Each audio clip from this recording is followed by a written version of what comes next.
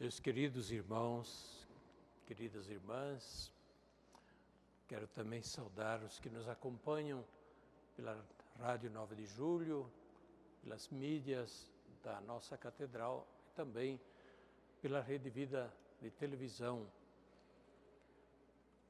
A Rede Vida está comemorando 30 anos de sua fundação e também do seu serviço, sua programação que está a serviço da igreja, da evangelização.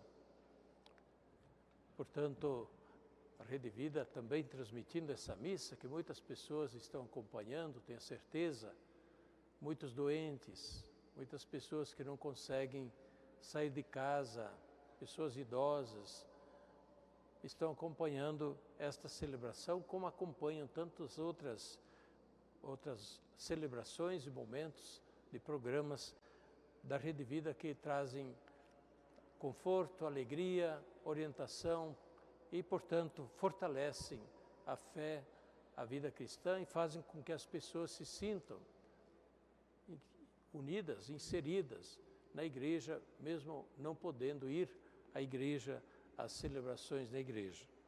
Por isso, mais uma vez, as minhas congratulações à Rede Vida e também a todos os que apoiam a Rede Vida para que ela possa fazer este serviço à igreja, como aliás hoje está acontecendo também num outro lugar, no Largo da Batata, aqui em São Paulo, uma programação com jovens, um evento ligado a um trabalho da juventude que está sendo transmitido também pela Rede Vida.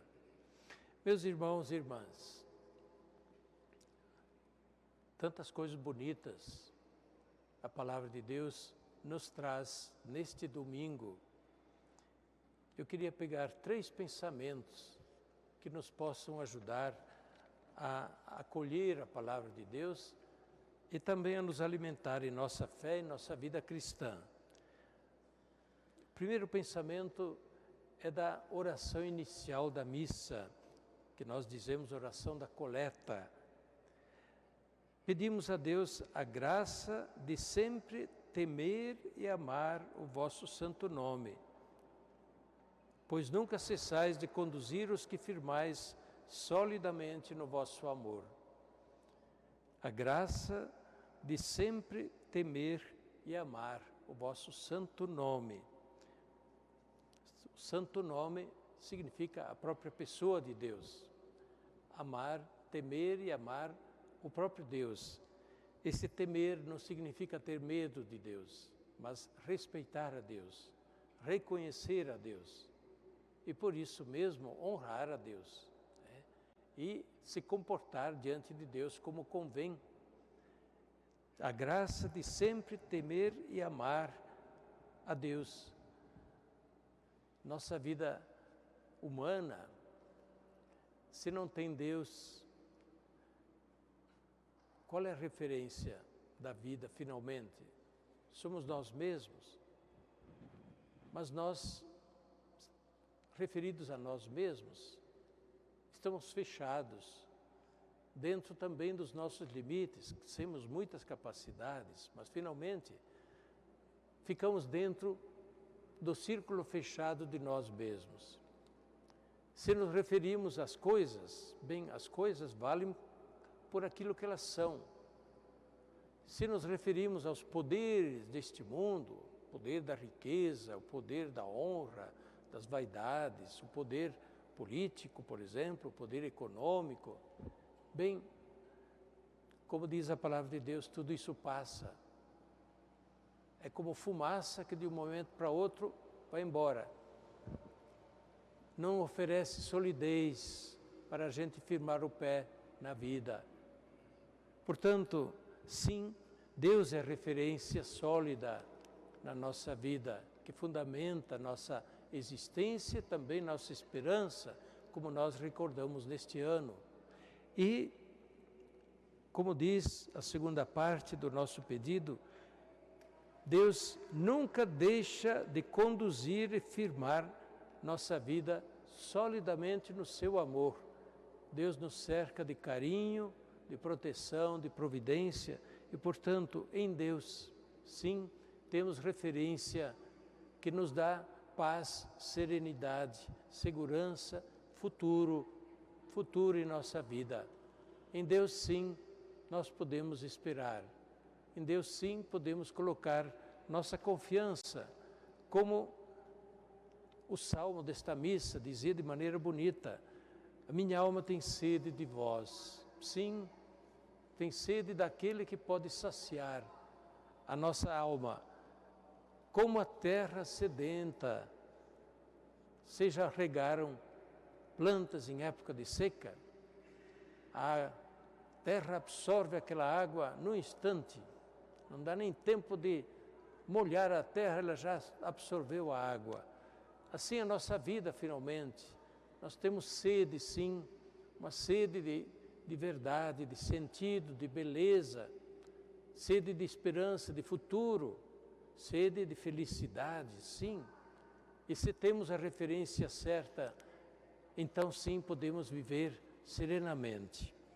Segundo pensamento da segunda leitura da carta de São Paulo às Gálatas. São Paulo aqui fala no contexto de uma briga, não só na comunidade dos Gálatas, mas que depois vai acontecer em cada uma das comunidades de São Paulo. Uma briga daqueles que queriam destruir o trabalho missionário de Paulo, dizendo: não contem com isso que Paulo está anunciando. E que insistiam que os cristãos que se convertiam à fé do Evangelho deviam passar primeiramente pela lei de Moisés. E São Paulo dizendo: não, basta a fé em Jesus Cristo agora. Jesus Cristo é a realização das promessas de Deus. Agora a nossa fé é referida a Ele. E por isso São Paulo diz: irmãos, vós todos sois filhos de Deus pela fé em Jesus Cristo. Sim, filhos de Deus pela fé em Jesus Cristo, no nosso batismo. É a coisa maior que podia nos acontecer. Por Jesus Cristo temos acesso a Deus Pai. Jesus Cristo nos faz seus irmãos e pelo Espírito Santo que nos é dado, nos faz filhos e filhas de Deus. É a grande graça, é a grande condição dos cristãos, a grande dignidade dos cristãos, filhos e filhas de Deus. Nós já pensamos nisso? Eu, você, nós somos filhos e filhas de Deus. O que significa isso? E São Paulo vai mais longe, dizendo: vós todos fostes batizados em Cristo e vos revestistes de Cristo. Portanto, agora, como cristãos, como batizados, revestidos de Cristo, temos a dignidade de Jesus Cristo, nosso Senhor e Salvador, revestidos dele. Por isso, daqui para frente, diz São Paulo, esqueçam as discriminações, as divisões que perante a cultura, talvez, a sociedade, as leis humanas valem, mas perante Cristo o que vale é ser filho e filha de Deus, e aí somos todos iguais. Como ele diz, aí não tem mais judeu, grego, pagão, não pagão, escravo, livre, homem, mulher, temos todos a mesma dignidade diante de Deus. E aqui está um fundamento tão importante, não só para a vida da igreja, para que dentro da igreja não aconteçam discriminações, divisões, e que nós, na mesma fé, saibamos também reconhecer-nos irmãos e irmãs em Cristo, mas também que saibamos construir um mundo onde sejam superadas as discriminações que ofendem a dignidade humana, as discriminações sociais, raciais, para dizer algumas, as discriminações econômicas, étnicas e assim por diante. Em Cristo, tudo isto ficou pequeno. Vale o fato de sermos criatura nova em Jesus Cristo, a dignidade, portanto, de sermos cristãos. O valor da nossa fé é muito grande e aquilo que nós cremos e esperamos é muito importante para nós. Terceiro pensamento do Evangelho. Jesus com os apóstolos. Um dia Jesus pergunta a eles: o que dizem por aí de mim? Quem dizem por aí que eu sou? E os apóstolos dizem: bem, alguns dizem isto, dizem aquilo, que é Elias, que é Jeremias, alguns dos antigos profetas. Alguns dizem que é João Batista que ressuscitou. E Jesus então pergunta: e vocês, apóstolos, vocês que estão comigo, quem vocês dizem que eu sou? E Pedro logo responde por todos: tu és o Cristo de Deus, o ungido de Deus. Messias significa ungido, Cristo também significa ungido. O ungido de Deus, o que equivalia a dizer o Salvador. Tu és o Filho de Deus enviado a este mundo. Portanto, Jesus confirma a Pedro: sim, foi o Pai do céu que te inspirou isso, é verdade. Mas Pedro, apóstolos, lembre sempre que eu sou o Messias não para combater ninguém, não para me prevalecer de ninguém. E depois Jesus vai dizer diante de Pilatos: não para estabelecer o meu reino neste mundo, mas eu vim anunciar o reino de Deus, que é para todos.